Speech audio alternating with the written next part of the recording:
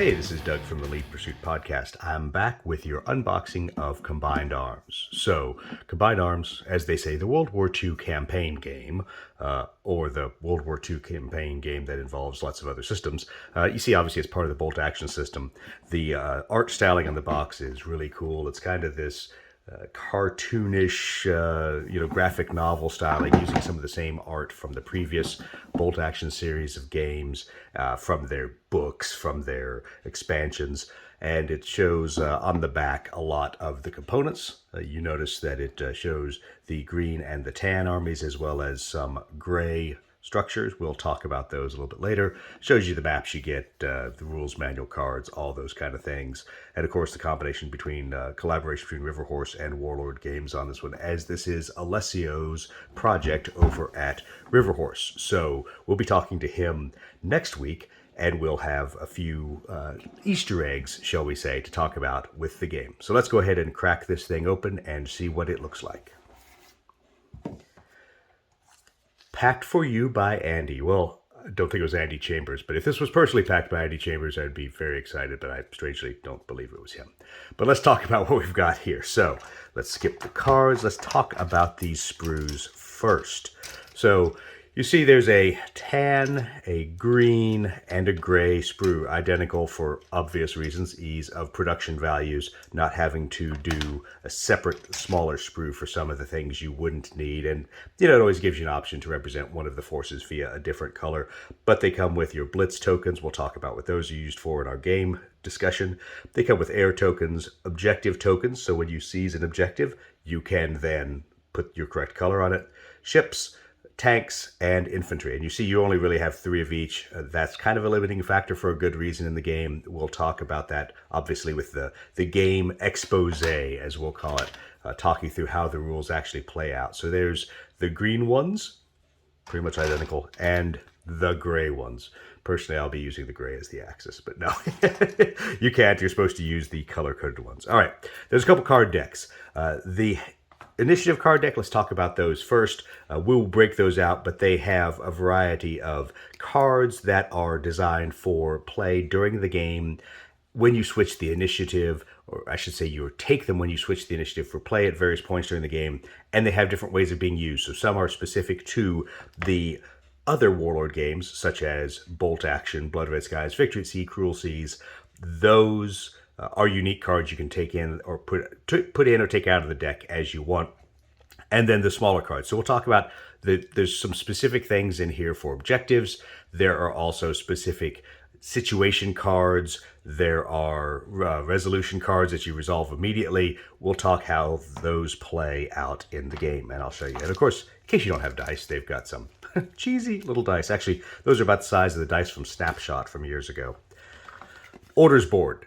If you have not watched anyone else's unboxing and discussion of the game, you probably have no idea what this orders board is for. Key component of the game, ability to play different orders. If you've watched Alessio and Jack talk about the color-coded parts of this, then you'll know why some are done for concealed movement, open movement, etc.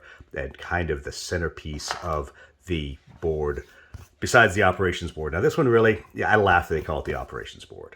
See, it's got some great aerial artwork on the back, stolen from the Spitfire box. The ops board really is where you put all your cards and you kind of run the center of the game from there. You stack your destroyed units and then you have your discard pile. But the real interaction of the game is around the orders board and the interaction between players bidding for how many orders they will have. Okay, we're going to skip maps for a second. We know the maps are in there. Rulebook. So funny thing about the rulebook, John Russell and all of us talked about this, is if you take the rulebook and you cut out the ads at the end, oh my gosh, smaller rulebook. We're at page 32. There's obviously a whole campaign rules series for interacting between Blood Red Skies, Bolt Action, Victory at Sea, Cruel Seas, see how many times I can say that fast, and the main game. But that part you don't need just to play the game itself of Combined Arms. And what is Combined Arms, the game? Well, it says it's a strategic World War II campaign game where players battle to control a sector of one of the 4 major theaters of the Second World War, employing cunning stratagems and tactical feints, all the while coping with unexpected events and the fog of war. Okay, that isn't at all what the game's like, but that's okay. That's a terrible description of how this plays out. It is really not strategic. It is really not a campaign game in its purest form. It's a cool board game with some cool mechanics and ways to play out World War II themed battles. Not historical. Not historical. But it's really cool, so I don't want to say that in a negative way, because it's an unboxing. We'll talk about the rules later. All right. Victory tokens, orders tokens, notice you only have 3 of each. Your unit tokens, which you'll say, why do I need unit tokens? Oh, just wait for our rules discussion. Notice some rules tokens are blank, or some unit tokens are blank, some are numbered with different types. Yes, we'll talk about what those are done for concealed movement. And then, you've got your initiative token. So thank you to Alessio. I know you didn't do it because I didn't ask, but thank you for putting Iwo Jima on the initiative token. Little Marine Corps love there. All right, let's talk about the maps. Maps. Yes, maps. Okay. Remember, not a strategic game, operational game. Drum roll, please. Here is your North Africa, which has some pretty cool art on the back. All right, North Africa. And if I want to make it geographically correct, I think I can't it that way. Something like that. But you've got everything from basically Tobruk to El Alamein. You've got Crete, which looks more like a dog poo than an island. But that's okay. That's not the purpose. We'll talk about the deployment zones and how all those things play out in roads and water hexes, land hexes, things like that as we talk through the rules. But it's a nice board, good hard cardstock, and they're pretty cool to use for the game itself. Northwest Europe. Haven't tried playing out how D-Day plays. It's not a pure historical representation. It's History Light, or if you're Steve Toth, it's History White Claw. But it's still a cool way to play out a game about that area. Hey, look, we all know where this is, don't we? So this map, obviously, you've got Crimean Peninsula. You've got, actually, the battles most people would have cared about in World War II might be up here somewhere out there, specifically up that river. But it's still pretty cool. It gives you an ability to use naval units still in a Eastern Front campaign and air units and play it all out. Although I don't think anyone's actually got a Russian fleet for victory at sea. But that's all right. Not worried. Pacific.